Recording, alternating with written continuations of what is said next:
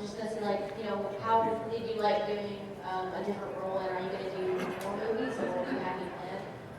Sure, that's the plan, yeah. So far, so good. Yeah, Rise of the Planet of the Apes, that kind of came out of nowhere, really. As soon as I finished Harry Potter, about a week afterwards, and we were thinking, oh my god, life's over for us. Rise of the Apes came along, which was a real treat for me. I didn't need much convincing, to be honest with you. As soon as I heard Rise of the Planet of I was in. It's a very cool film. It's very nerve-wracking for me in many respects. I'd been on one set since I was 12 years old. I got very familiar with the cast and crew there, to the point where you felt like you couldn't make a mistake because no one was there to be horrible to you. But you hear stories of Hollywood sets and what it's like to work with big A-list superstars. So yeah, naturally I kind of feared the worst and didn't know what I was getting myself in for. Very luckily, everyone who worked on it, including the cast and crew, were gems to work with, especially Andy Serkis, who plays Caesar. He did all the motion capture work for Caesar and a few of the other apes, and he was a very special individual to work with, and I think he'll get a nod from the Academy this year for his performance in that. I certainly hope it. Thank you. Hi, how are you? I'm very well. How are you yourself? What's going on? Well, first of all, you're fantastic. I love your portrayal of Draco and how you brought another level of depth in Half-Blood Prince. But I was wondering. Thank you very much. It's very sweet of you. I was wondering what your Bogart would be and what you think Draco's would be, and maybe how it would change over the series. What my what my father would say? Your Bogart would be. Again, sorry. It's in the third movie, the Bogart, the thing that takes the shape of fear. Yes. Sorry, man. No, it's fine. I lost it in translation, because to me it would be Boggart, which is very different to you see Bogart. My ears aren't good. I do apologise. What would it be? That's a good question. What would yours be? Inspire me. I guess it'd be similar to Molly's and seeing people that I love dead, because that is kind of a horrifying thought. For sure. Wow, just dropped us into the deep end. The whole mood of the room just went boom. I'm going to keep it a little bit more light-hearted. And ironically, snakes. Then maybe Draco and Voldemort hugging. That would be pretty terrifying. Might add as well, there's a rather alarming video going around on YouTube in which someone has manipulated this kind into a full 2-minute, I don't even want to say love scene. Something that didn't happen on the day. Very creative bunch, I'll give you that. Sorry, what were we talking about? Bogarts, and what your Bogart would be and what Draco might be, or how it You would change. completely threw me with the hug line there. Yeah, ironically, a large snake. Nagini's pretty terrifying. Yeah. I especially I love those couple of shots where you see him devour Snake, well not devour him, but just kind of Lunging at him. yeah, punching at him almost through the glass. That was really quite terrifying to say the least. So yeah, he'd be up there, or she. I'm not sure which one it is. Well, thank you. Thank you.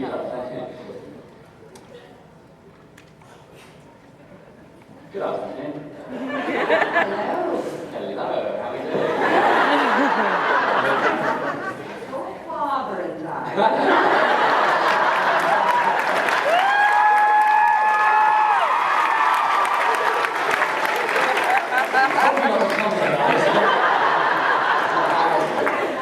Well, we were wondering why things never really seem to work out between you and the Parkinson girl.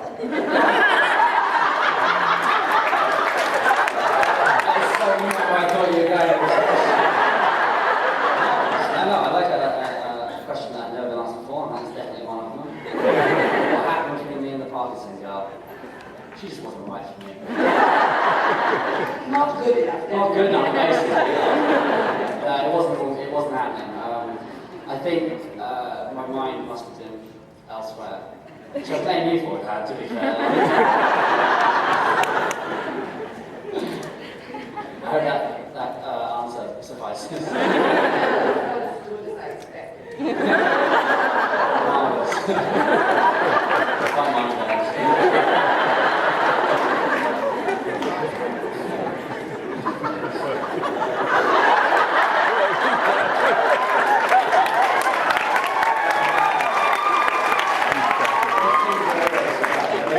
something special about Dragonfly. I don't know what it is. You guys possess something that no other convention does. So, credit to everyone that's taken it.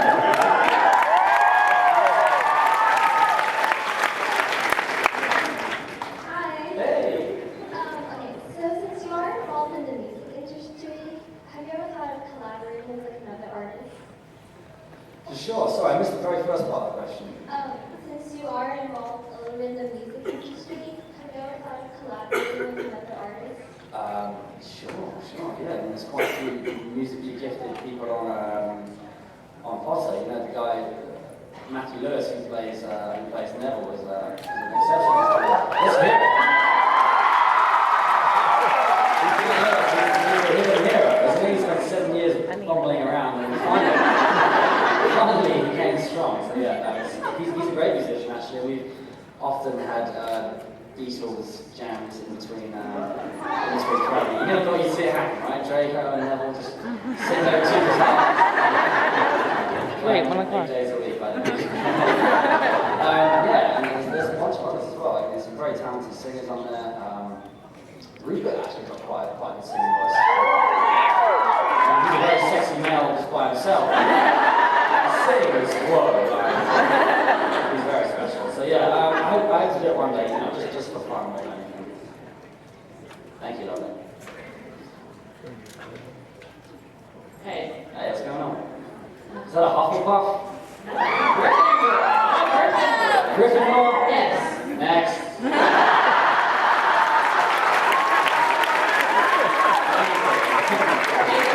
But I was wondering, who's your all-time most favorite character out of the Harry Potter franchise, other than Draco? It's a very hard question.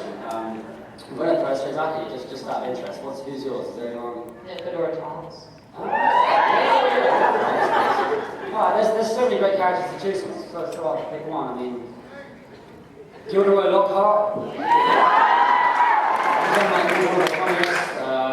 Brown who plays him, Jim Broadbent who plays Slughorn. That's a big fan. But I mean, really, if you're talking about all-time favourite, I'm sure I can speak for the entire audience here when I say Alan Rickman as Snape.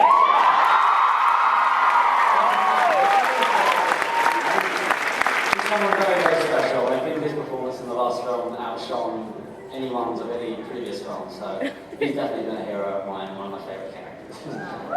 Thank you. Thank you. Hello, lovely. I was just wondering what was your favorite color? Is that what you said? It's my favourite question I've had all week. Favourite colour? Again, cool, a tricky one. I've gone between green, black, red. I don't know. It's a tough one. Favourite colour, sorry. Is black too morbid? I was thinking about cars and what favourite colour car I like. Black's always pretty. Not white. Fairly simple, black or white. I also like blue. I like a nice sky blue. What about you, lovely? What's yours? Mine's green. Apparently, is it not true that most intelligent people think green? It's like there's a psychological thing attached there. That green's your favourite colour. Yeah. Oh, the rest. Congratulations. Thanks for the question, sweetheart. I've always wanted someone to come up to one of these things, but please, I'm not asking you to do so, but just come up and say, hey man, my plumbing's not working. Do you know anything about wrenches or anything? Hello, lovely. If you could have been in any house besides the living room, what house would you have been in? I would have refused to live in any. I've already, there's a lot of rumours around online that I've sort of into Hufflepuff, I think, on Pottermore. Not true. Yeah, to be honest with you, even if it was myself, I think I would probably end up being in Slytherin as well. So it kind of gives you a bit more freedom, you know, a bit more maneuverability and space to kind of mess around with. So I'm not really that bad of a guy, just gives you a bit more freedom myself. What house are you? I can't see from there. I would have wanted to be in Slytherin. Good. You're more than welcome anytime. Just wait for your letter and we'll sort out.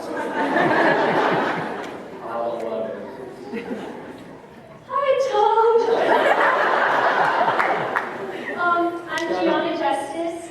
And, well, my friends can attest, I've been one of your biggest fans since I was 7. And I dressed up as you for my 15th birthday. And my question is, are you as much of a mommy's boy as Draco is?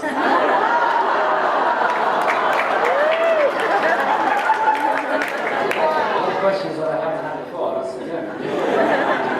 I'm not. It's a good thing. I'm not. That's like Draco. I'm more so. Far more so. My mum is everything, and without her, I definitely wouldn't be in this position I'm in today. She very kindly sacrificed endless hours and her time and money for me to be able to go to auditions and things like that. So I'm eternally grateful. And I'm going to continue working until I can buy her a place in Italy so that she can retire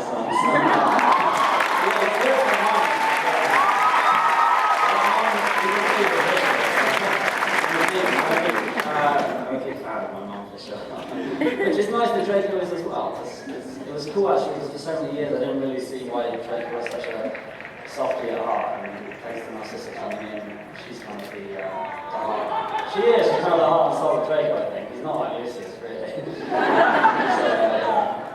thank you. Thank you, love. There she is then. I was like, see, What up, Tom? What's going on? I was wondering if there was sort of a difference between U.S. conventions and UK conventions. Oh, yeah. Wait, there's a difference between US conventions and the world.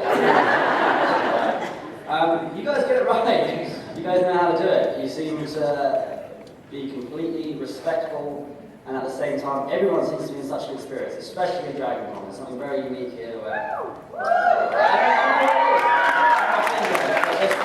The main difference, the massive difference actually between the States and everywhere else is generally when it comes to 5 p.m. in Europe or in England for a convention and it finishes, everyone goes home and that's it. The party doesn't stop here. I looked out my window last night, I couldn't sleep at 2:30. There was a whole band of stormtroopers making their way. So you just won't see that anywhere else in the world. But there's a great sense of acceptability, or where no one really seems to care. Which is such a nice thing because we're riddled with it in everyday life elsewhere. What you look like, where you come from, you know, etc., etc. Here there are no judgments and there's no, everyone seems to be on the same wavelength. So I'm very honoured to be here. I've been doing quite a